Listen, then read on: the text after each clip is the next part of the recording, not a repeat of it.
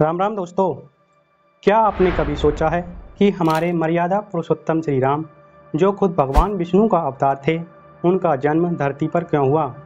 क्या इसके पीछे कोई खास वजह थी या फिर यह उनकी लीला का एक हिस्सा था? दोस्तों, हमारी पौराणिक कथाओं में एक कहानी बहुत प्रचलित है, जिसके अनुसार भगवान विष्णु का राम अवतार एक श्राप की वजह से हुआ था और ये श्राप दिया था देव ऋषि नारद मुनि ने।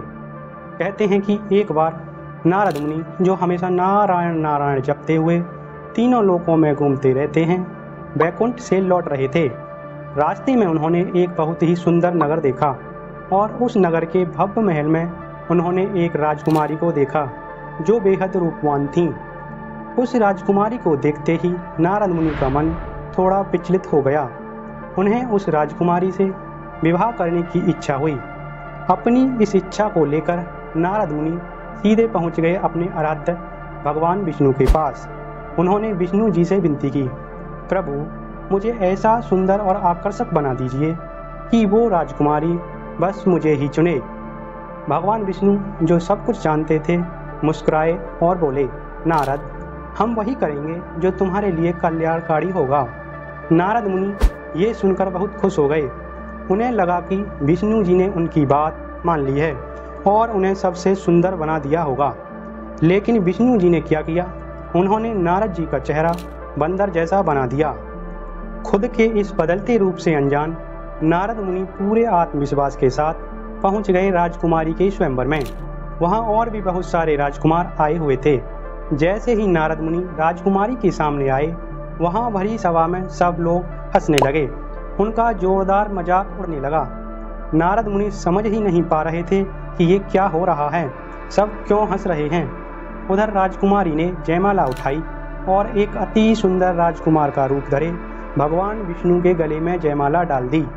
तब नारद मुनि की नज़र पास में रखे पानी के किसी बर्तन में पड़ी। तब उन्होंने उसमें अपना चेहरा देखा तो उन्हें अपना बंदर जैसा मुख देखकर बहुत गुस्सा आया। उन्हें लगा कि भगवान विष्णु ने उनके साथ बहुत बड़ा धोखा और मजाक किया है और भरी सभा में उनका अपमान करवाया है।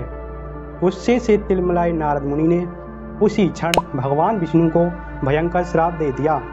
उन्होंने कहा, जैसे आपने मुझे मेरी पसंद की स्त्री से दूर रखा और मुझे वियोग सहना पड़ा, वैसे ही आपको भी मनुष्य रूप में जन्म लेकर अपनी पत्नी से अलग होने का दुख सहना पड़ेगा।